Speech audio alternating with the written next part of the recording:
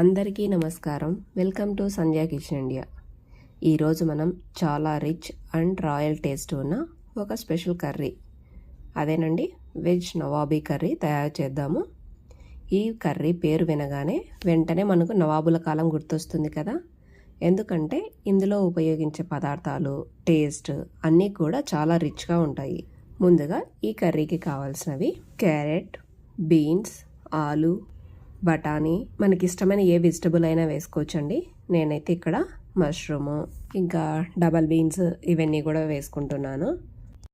అలాగే క్యాబేజ్, పన్నీర్, ఇలా మనకు నచ్చిన ఏ వెజిటబుల్ అయినా వేసుకోవచ్చండి. మనం ఈ వెజిటబుల్స్ అన్నీ కట్ చేసుకోవడానికి ముందుగానే 10 జీడిపప్పు, అలాగే 10 బాదం పప్పు, 2 టేబుల్ స్పూన్ల వాటర్ మెలన్ సీడ్స్ని వేడి నీళ్ళు పోసి నానబెట్టి పెట్టుకోవాలి. వేడి నీళ్ళు పోయటం వల్ల మనకు పప్పులు అనేవి త్వరగా నానతాయండి. పేస్ట్ కూడా మెత్తగా వస్తుంది. మనం ఈ డబల్ బీన్స్ వేసుకోవాలి అనుకుంటే ముందు రోజు నైటే నానబెట్టి పెట్టుకోవాలండి. ఇవి ఎండువి, సో ఇవి అంత తొందరగా నానవండి. కాబట్టి వీటిని మనం ముందు రోజు రాత్రే నానబెట్టి పెట్టుకోవాలి. ముందుగా ఈ వెజిటబుల్స్ అన్నింటినీ శుభ్రంగా కడిగి చిన్న చిన్న ముక్కలుగా కట్ చేసుకోవాలి. ఇలా వెజిటబుల్స్ని కట్ చేసి పక్కన ఉంచండి. ఇప్పుడు స్టవ్ పై బాండ్లీ పెట్టి కొద్దిగా బటర్, అలాగే 2 టేబుల్ స్పూన్స్ ఆయిల్ వేసి హీట్ అవ్వనివ్వాలి. ఆయిల్ హీట్ అయ్యాక 4-5 లవంగాలు, 1 ఇంచు దాల్చిన చెక్క, అలాగే కబాబ్ చీనీ అండి, అవేనండి తూక మిరియాలు 1/2 టీ స్పూన్ వేసుకోవాలి. ఈ కర్రీలో తూక మిరియాలు కంపల్సరీ అండి.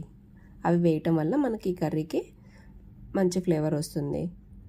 అలాగే 1 బిర్యానీ ఆకు, 2 గ్రీన్ ఇలాచీ, 2 బ్లాక్ ఇలాచీ, 1/2 టీ స్పూన్ షాజీరా, 1/2 టీ స్పూన్ మిరియాలు, ఇవన్నింటినీ వేసి బాగా వేపుకోవాలి. ఇవి వేగి మంచి ఫ్లేవర్ వచ్చే టైంలో పన్నీర్ ముక్కల్ని వేసి వేపుకోవాలి. పన్నీర్ కాస్త వేగాక మనం నానబెట్టి పెట్టుకున్న డబల్ బీన్స్ ఉన్నాయి కదండి, వాటిని కూడా వేసి వేపండి. బీన్స్ని మరీ ఎక్కువగా వేయించొద్దండి, గట్టిగా అవుతాయి. బీన్స్ కాస్త వేగిన తర్వాత మనం కట్ చేసి పెట్టుకున్న కూరగాయ ముక్కలన్నింటినీ వేసి ఇందులోకే 1 టేబుల్ స్పూన్ సాల్ట్, అలాగే 1 టీ స్పూన్ మిరియాల పొడిని వేసి కలుపుకోవాలి. ఇక్కడ ఈ కర్రీకి అయితే మనము పసుపు వాడమండి.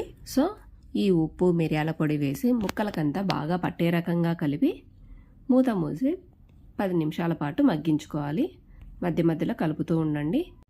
కూరగాయలు కాస్త మగ్గి నీళ్లు వదిలాక 1 టీ స్పూన్ అల్లం వెల్లుల్లి paste, 1 teaspoon garam masala వేసి ముక్కలకంతా బాగా పట్టే రకంగా కలిపి అల్లం వెల్లుల్లి పచ్చివాసన పోయే వరకు వేగనివ్వాలి.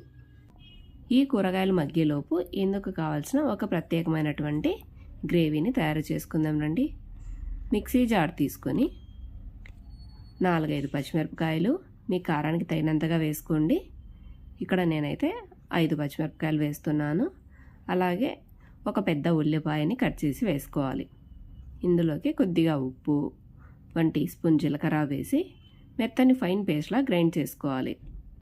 చూడండి, కూరగాయ ముక్కలలోని నీరంతా బాగా ఇంకిపోయాక మనం గ్రైండ్ చేసి పెట్టుకున్న పచ్చిమిర్చి పేస్ట్ని వేసి ఒక చిన్న గ్లాస్ అంత వాటర్ని కూడా పోసి ఈ కూరగాయలని ఉడికించుకోవాలి.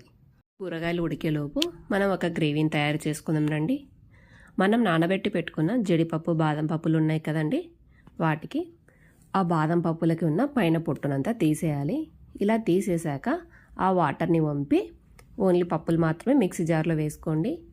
ఇందులోకే 1 టీ స్పూన్ గరం మసాలా, అలాగే 1 కప్పు పెరుగు వేసుకోవాలి. 1 కప్పు అంటే ఇంచుమించు 250 ml వరకు పెరుగును వేసుకోవాలండి. నీళ్ళ పెరుగు కాకుండా కాస్త గట్టిగా ఉన్న పెరుగును వేయండి. మనకు ఈ కర్రీకి ఈ క్రీమ్తోనే రిచ్ టేస్ట్ వస్తుందండి. కాబట్టి పెరుగు, అలాగే జీడిపప్పులు ఇవన్నీ కూడా సమపాలల్లో వేసుకోండి.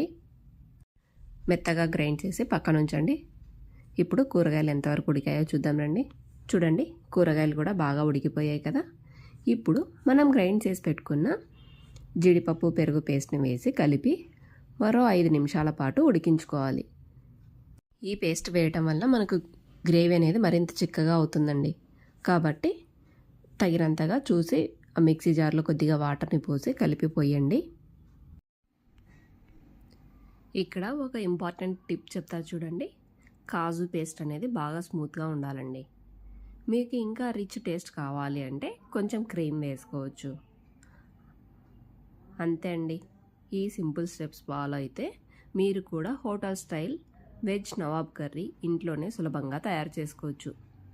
ఈ కర్రీని నాన్, బటర్ నాన్, రోటీ, చపాతీ, జీరా రైస్తో సర్వ్ చేస్తే చాలా అద్భుతంగా ఉంటుందండి. ఇంట్లో స్పెషల్ రోజుల్లో లేదా గెస్ట్లు ఇంటికి వచ్చినప్పుడు ఈ కర్రీ చేస్తే ఖచ్చితంగా అందరికీ నచ్చుతుందండి. ఈ వీడియో మీకు నచ్చినట్లయితే లైక్ చేసి మీ ఫ్రెండ్స్తో షేర్ చేయండి. ఇంకా ఇలాంటి రుచికరమైన వంటలకు మా సంధ్యా కిచెన్ ఇండియా ఛానల్ని సబ్స్క్రైబ్ చేసుకోండి. Thanks for watching my video. Please like, share and subscribe to my channel. Thank you.